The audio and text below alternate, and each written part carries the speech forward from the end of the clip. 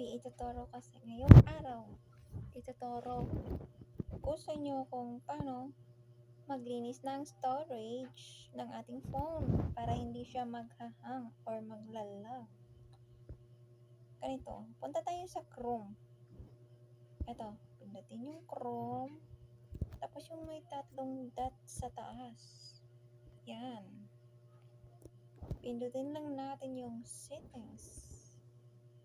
At hahanapin natin yung site settings. Ito.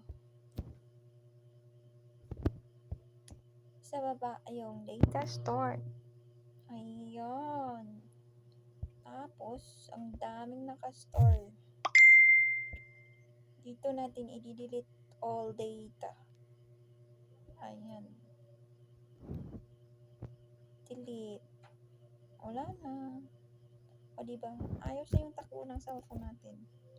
Kasi wala nang parang mga virus yun. Yun lang po. Bye-bye!